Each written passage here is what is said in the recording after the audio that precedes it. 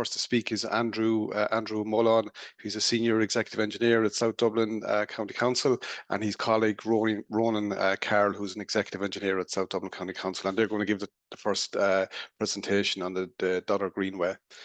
So that's it. I'll hand over to you, Andrew, and I'll turn off my camera. And as I said, 3 minutes before your presentation finishes, I'll turn back on my camera as a prompt, okay?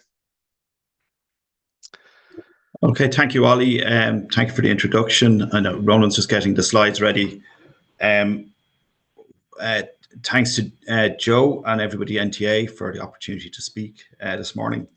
And just to kick off, I'd like to just everybody, especially county council staff who are in a similar position to me delivering active travel programs, just think we have all got county development plans, and in those county development plans there's policies around active travel, and then you'll have objectives, and I'd say a lot of counties will have an objective to provide an active travel scheme on, say, Station Road, and that's really where it sits, and we try and provide these schemes. But in April 2001, South Dublin County Council adopted the document you see there, Cycle South Dublin.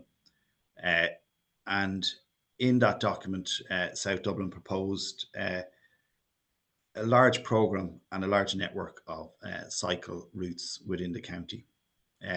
So there's about 263 kilometres of cycle routes along about 140 kilometres of major roadways.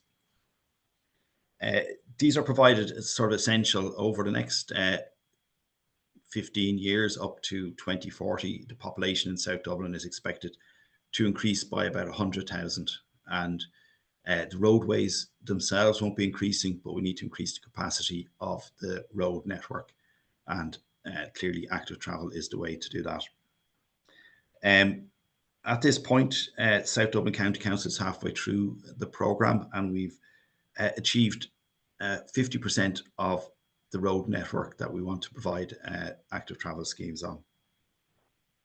The jewel in the crown of these active travel schemes, of course, are the greenways. There's 3 greenways in South Dublin, the urban greenways.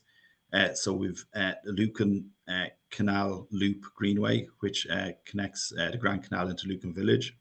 We have the completion of the Grand Canal Greenway, but the primary greenway for us in South Dublin and into the city is the Dodder Greenway. So on the map there, you can see it commences at the very southern end of the map and runs in a northeast direction along the county boundary with the city area, then into the Dunleary area before completing its journey down into the city. It crosses 3 local authorities, as I've just mentioned. There's a steering committee made up of members and officials from the 3 counties. And Ronan's going to take through the scheme. He's been the project lead for the scheme. And he's going to tell us how we achieved it, how we got to the most critical or difficult part of the scheme, which we're just completing this week, and how he completed it with eventually building the most difficult section without any backlash. The argument that we received a lot in previous schemes is that no one uses these cycle tracks. This argument doesn't seem to have arisen in this scheme, and it's a testament to how the scheme was approached and Ronan's work in the scheme. So take it away, Ronan. Thank you. Thanks, Andrew. So I've been involved in the project since 2020, and it's been more or less 5 years at construction stage, on and off. Due to COVID, it was kind of put on hold for a little bit during the various lockdowns. The designers on the scheme are Clifton Scannell Emerson, and the ecologists in the scheme are Ronan O'Donovan. The ecologists have proven really beneficial because the river obviously goes through the 3 different counties, as Andrew said. So the appointment needed to be through the 3 different counties and not just appointed by one council, because the ecology, like bats and that, they don't really know which administrative boundary they're in. The main contractor has been Murphy's for the majority, and then Clonmel for the recent one, and then it's been very kindly funded by the NTA. So there's 42 slides, but there's very little text. They're more or less all photographs, so I'll move through it pretty quick. So the river itself travels from Bornabrina Reservoir, which you can see in the bottom left there, in the Dublin mountains, and it goes through Tala, Firhouse, Knockline, and Rathfarnham, and it goes into Dunleary, Rathdown at Churchtown, and then it enters DCC at Milltown and onto the Liffey at Sir John Rogerson's Quay in the city centre. There's a variety of challenges on the Greenway. The green indicates the off-road sections, which are through parkland. So there was 3 different parklands. There was Kiltipper Park, there was Dodder Valley Park at Cherryfield, and there was Kilvere Park at the back of Rathfarnham Shopping Centre. So the more challenging sections are the on-road sections, which are indicated in red. So these were through junctions, they were on-road, and they were through residential estates with a kind of a variety of challenges in each of those sections. So the 600-meter section that's shown there was the most problematic. So from a phasing perspective, we were looking to try and gain momentum as we approached the 600-meter section. So that was kind of like the construction management was more to do with the sequencing of the phasing. So the questions we were asking ourselves at the very start was, how do we split the phases? What was the sequence of those phases? And what was the reasoning behind it? So the phases kind of picked themselves because of the different challenges. Like the parklands were quite straightforward. There was a phase that had 3 bridges. There was 3 pedestrian and cycle bridges that were installed as part of the scheme. So they kind of picked themselves. But then the question for us as a council was, well, how do we sequence it?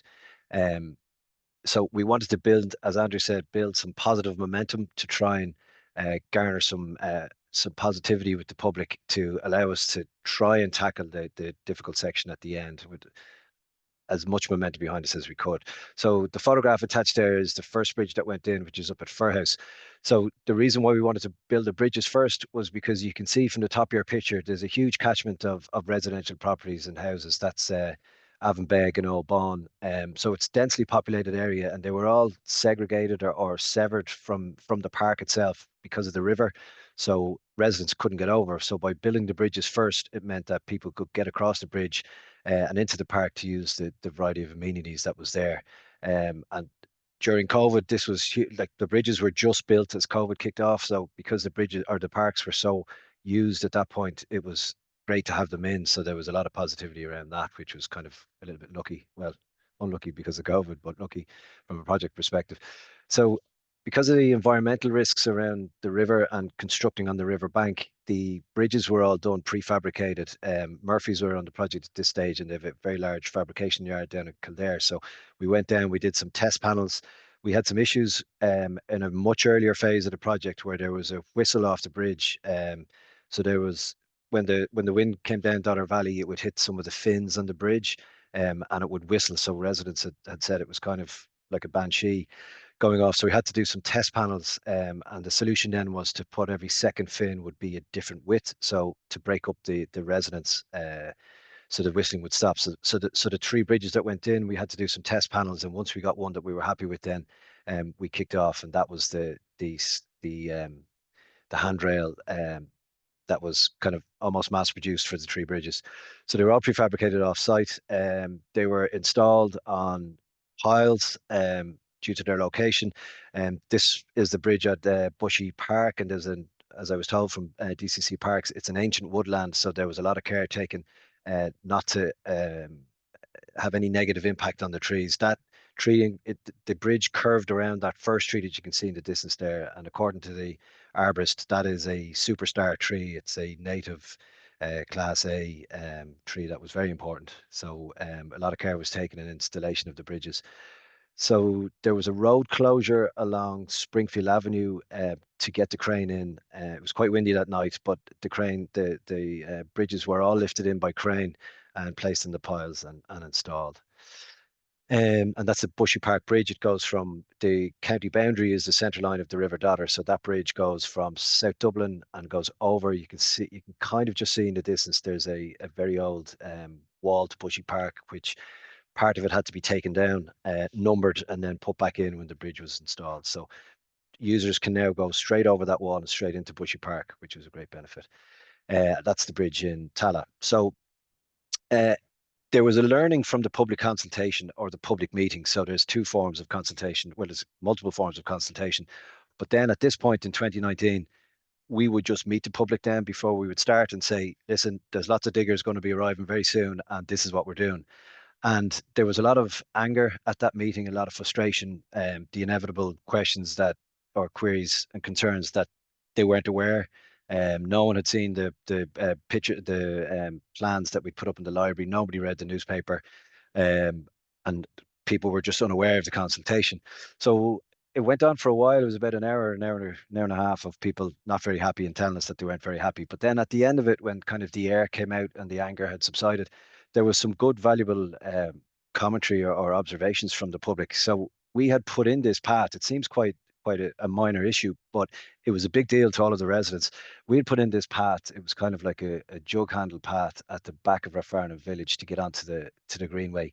But it took a chunk out of the play space there, and the residents' comments was that the kids in the area use that play space the whole time. There's a local athletics club in the summer that use it for different get-togethers and races.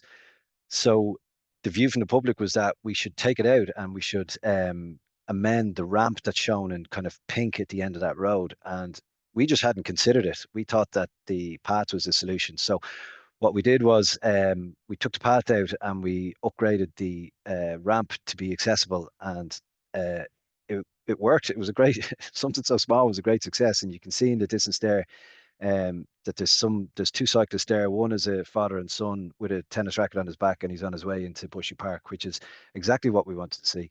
So based on that approach, we decided to change it. Instead of meeting people and telling them what we were doing, we decided to meet people and talk to them. So this is the weir further upstream in the parkland phase, which was next. And we met the Mount Carmel residents who tabled a photograph from the 1960s of the weir.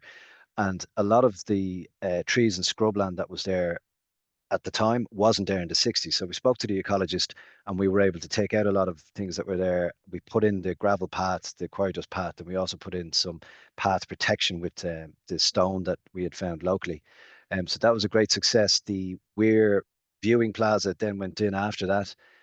There was a little bit of concern from residents about antisocial, but when we met them, we explained to them the view of the guards that antisocial will move on when you bring people to the area. But we agreed to monitor it, and if an antisocial presented, we would look at removing some benches. But that never happened. The antisocial never presented, and it's been a great success. In conjunction with that, our parks people had put in a lot of amenities in the park as the Greenway was going in. So there was some playgrounds that went in. There was a BMX track that went in along the Greenway. The Greenway is on the right there. The BMX track is used by everybody, mainly younger kids, but it's used by people with scooters and BMXs and bikes. Some playing courts went in as well along the Greenway. When we met the Cherryfield dog walkers just to discuss their concerns, the Cherryfield dog walkers is a group. They have 1,200 followers on Facebook. It's a very active social media channel. They were opposed to the scheme initially, but we met them and we discussed the accessibility it would provide. You can see that's the president of the dog walkers there in his mobility scooter, but also they raised concerns about benches and not having enough benches. So we basically just put in more benches, and from that tiny addition, there was a big impact on the support from that community group. And the dog walkers came back to us at the end of the project and asked, could we leave in the temporary pedestrian paths that we had on the left of the pitches there? You can see that there's a quarry dust path around the back of the pitches. So they were very small wins. We left the path in, and Ronan, I'm sorry to cut across you. Just I'm conscious of time. If you're near your end of your slides. okay, I'll fly through the rest of them then. So the constructed wetlands went in as well. There was a biodiversity aspect to it. There was issues in the park with environmental. There's the Benton bats, which are protected species, are there. So there was things we had to do with the lighting to get the lighting in. The next section was on road, which was along Bushy Park and down Dodder Road lower. There was a Part 8 consultation to amend Dodder Road lower to one way for traffic. There was a lot of resistance to this, and there was political backing from the resistance. So we had to go a little bit kind of back to the drawing board. So we agreed with the residents that we would do a trial for a shared street. But to have a shared street, you would have to have reduced volumes and reduced speeds. So we trialed chicanes that you can see there in the photograph and ramps. Unfortunately, it was a bit of a flop. The chicanes didn't work, but it was worth trying. The gates at the start of the road and the end of the road as traffic calming did work. So as part of the contractual mechanism, we had in for an option to proceed with an alternative design based on tendered rates. So we were able to install that section of the scheme. We put in a one-way shuttle in the centre where it was tight, as you can see it in beige there on the road. And because of that shuttle, we were able to get in a full build of a two-way cycle track and new footpaths. As part of the public collaboration then, we were able to bring in, we bellied the path along. You can see there where the drone operator, we were able to belly the path. There's a lot of wildlife photographers that are there. They meet every day, and there's people like to stay and ponder at the weirs. So just onto the current one, I've only a couple of slides left. So the current phase was the problem phase. So there's junctions at point A, point B, and point C. The main issue was Butterfield Avenue, which is a main artery out of Dublin City, and it feeds South Dublin County Council. So due to a full road rebuild, the traffic management required one way temporarily for a 10 or 12-day period, which was a very tough sell with residents. So you can see there that access was required in the lane on the left, full road construction was required in the centre, and then there was live traffic on the far side where the public lighting pole is. So because of the comms strategy, that's the completed section there.